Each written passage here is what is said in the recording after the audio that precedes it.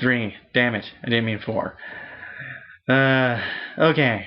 So after that scene, we move on to, what, the beginnings of day 3? Yeah, it was either beginnings of day 3 or day 2. Listen, honestly, I hated this movie. Don't make, I'll get to that later. But, we move on to the next day, which I think is day 2 or day 3. Doesn't really matter to me at this point. But we move on, and we get to finally see the military getting involved. Took you 2 days, guys.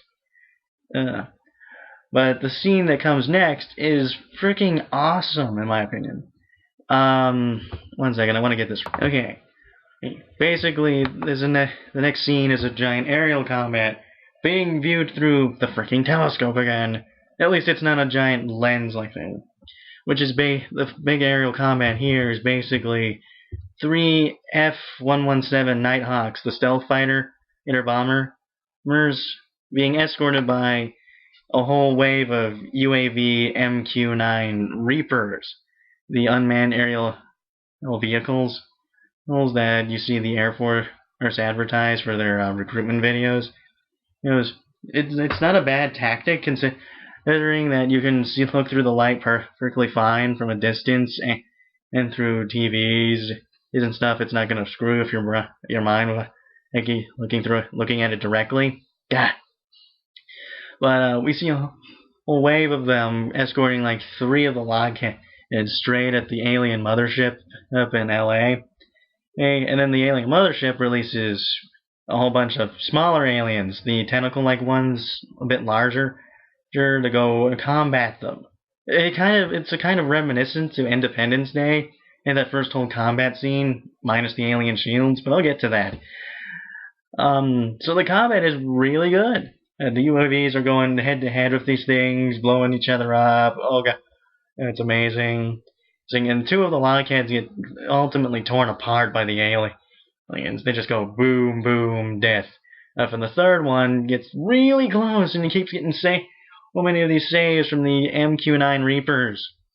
And then finally manages to launch its nuclear warhead at the alien mothership after it's just as it's being taken out by the aliens. It gets destroyed by the aliens, and the warhead goes off and hits the alien mothership.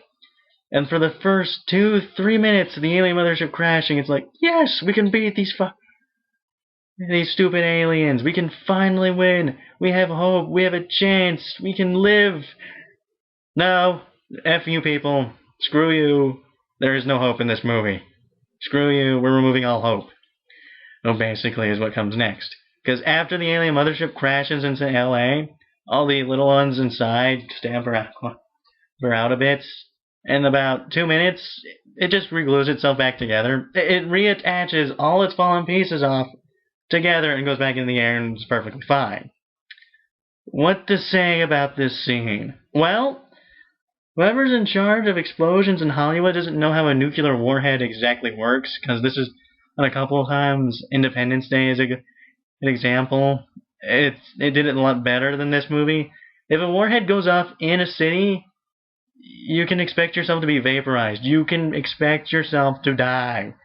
I mean, the A-bomb of Hiroshima, Japan, no offense to anyone out there, is described to have vaporized everyone within, like 100-yard-mile radius, a large radius. Vaporized everyone there, and anyone who wasn't caught in that radius had to worry about the second radius where they got radiation poisoning and sickness. It was bad. It was horrible. And that's essentially what they did to LA. Except the aliens are unaffected and the city looks perfectly fine. Hollywood.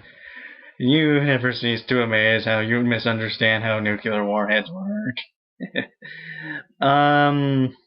So that's the one little thing. It's not a big thing because it's used a lot.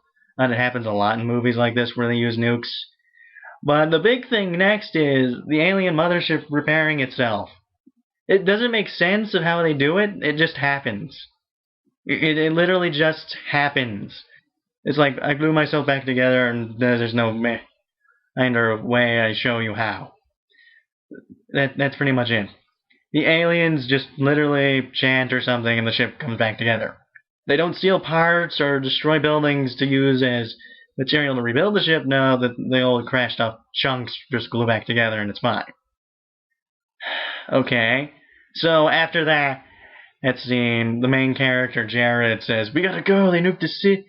If the aliens are gonna get us, the radiation will." Or something like that. It's bad when the main character points out that flaw. But I digress. So they move on, and he manages to convince his wife to go to the roof to go meet the sniper team that was dropped off by the U.S. military. Why are you dropping off dudes in a city you just nuked? Isn't that a bad thing, guys? Apparently, nuclear warheads in movies are not as bad as the ones in real life. Unnote. So, they're heading up to the roof. Oliver and Candace, I think, stay behind, watching what's going on through the telescope. Oliver goes off to take a piss, and Candace gets tentacle raped by another one of the flying aliens, and that one zooms off, leaving Oliver to deal with a giant titan, this one that's climbing up the building, which is going to piss me off here in a second. So, before that, the sniper team calls in a transport helicopter to evacuate Jared and Elaine, his wife, his girlfriend. He got impregnated. So it's about to come in. It's gonna rescue them, all that. He's holding up the fire. He's in triumph. We're gonna get saved. We're gonna live. No. The giant the giant Titan one grabs it with its tentacles and throws it into the building next to them. So, it couldn't pick up the SUV in the garage, but it can throw a helicopter into a building. What the hell, guys? Did you mean for it to do that? Was it not thinking to grab the SUV when it latched onto it? Or something? So after that, the sniper team starts shooting it, firing very large, piercing rounds into its back while Oliver's got it distracted inside. It knocks the two snipers left on the building off the building into the city streets. That's 2 more brains you could have used, aliens. You're fucking yourselves over. So Oliver manages to get the oven in the apartment all the way up on getting the gas levels, and then lights a cigarette, or tries to, and fails. Oliver's like, oh god, this isn't gonna work, and then lights the cigarette and blows up the apartment in a chunk of the alien's face. But remember this, the aliens have God mode on. The aliens are using cheat codes to invade Earth, pretty much. That's what it feels like when I watch these aliens. They are so overpowered that they must have cheat codes on. That's the only explanation I can think of for this. Damn it. So, the Titan is alien, a whole bunch of little ones try and chase after Jared and Elaine. They're going up all over the building. They're doing all this. Raptors are flying over the city now. There's more aerial combat in the background. Notice it's in the background, actually being seen. A single raptor tries to help out Jared and Elaine by shooting the large Titan one over and over and over. But eventually just gets blown the sky and crashes into the alien thing, doing the awesome aerial flip that is unrealistic into it, knocking it off the building. Just knocking it off the building. And then Jared and Elaine get sucked up into the alien mothership through its stomach again by the tractor beam.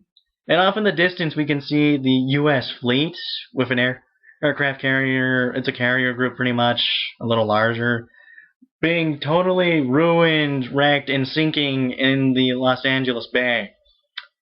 Awesome.